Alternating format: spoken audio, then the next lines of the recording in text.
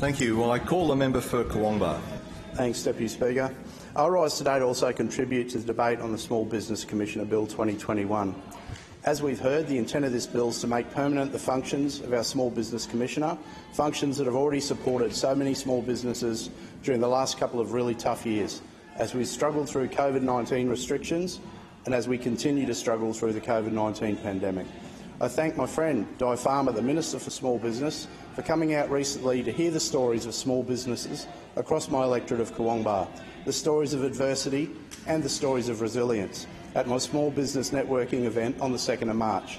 I want to thank the Burpengary Community Club for hosting us that day and keeping up with our coffee orders. Food was fantastic, and I was really pleased we were able to donate what was left to the SES workers who gave their hearts and souls responding to the extreme weather events that hit us just as COVID restrictions were easing. Sometimes the hits just keep coming. Hits like for Southern Cross Tennis, who were lucky to be able to send a representative after flooding cut literally off all the roads north. And Dave at Aussie Home Loans at Burpengary, where the entire shopping centre was closed off for a day, and no doubt the clean-up effort was longer. I also want to acknowledge the businesses on the other side of Station Road in Burpengary, where Coles and a bunch of other businesses, named Belly Good, Chinese, Coffee Club, they had no choice but to close down during the floods. Copper and Cane Distillery at Old Petrie Town, they were represented with Guy, the owner, putting on a brave face after COVID put gin tasting well in the background for a while. And flooding meant that market days, which is his best advertising and walk-in opportunities, were no more. However, Guy from Copper and Cane, Adam Gibbs, who lost White Brick Brewing in the Bancroft area during COVID, and that was a big loss, believe me, if you've ever tried White Brick, but not for long. He's restarting his hip-hop brewing. And the other, Jimmy Sullivan, who's our famous local chili coffee man, they're all partnering up to make chili beer and chili spirits. and I'm looking forward to seeing that eventuate. I'm proud at small business events like these and the ones my neighbours, the member for Bancroft and member for Morayfield, hold that bring about great ventures like this. I'll just give a small plug for chili coffee. There's some over in the Lucinda bar. If anyone wants to get adventurous and try one, they'll make you one there. Also, there was Lisa from Counting Stars Yoga, who was trying to launch her new business but had to cancel her official launch because of the floods. Can I encourage any of my Northside colleagues in need of some active relaxation to Google Lisa's services at Counting Stars at Burpengary? I haven't tried it myself, just saying.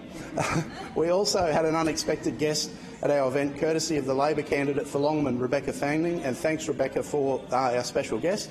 Rebecca, I know she's reaching out to small businesses across the federal electorate of Longman, listening to how the federal government can also assist in our economic recovery. The special guest was Tanya Plibersek, Federal Shadow Minister for Education and Training, responsible for the financial commitments we need to match our government's commitment to TAFE, including the free TAFE courses we're helping to fund to train up people we need in a whole bunch of skills shortages areas. And I know the representatives from local business who attended our event are hopeful for the future, and I thank them so much for engaging with us. As a government, we have a responsibility to help where we can. During the height of the COVID-19 pandemic, we helped over 50 businesses across the Koowanba electorate with hundreds of thousands of dollars to adapt their operations to this new, uncertain era.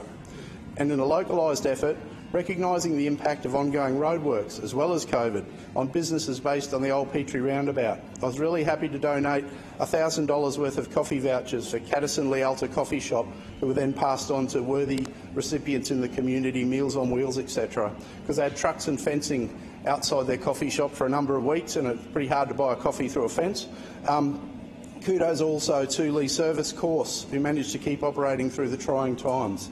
Adam would have been well within his rights to seek the services of our Small Business Commissioner during past months. I was happy to help out by purchasing a bike and services to the value of $1,000 off him.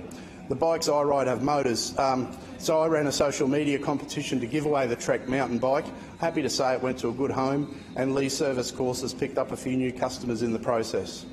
Deputy Speaker, this probably goes without saying, because I know everyone in this place supports small business, but as we continue to recover from the impacts of COVID-19, if you're healthy, please go to your local shop.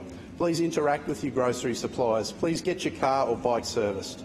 I know this legislation gives us that extra power to help small business, to negotiate those leases, to make employing locals that bit easier. For that reason, Speaker, I commend the bill to the House.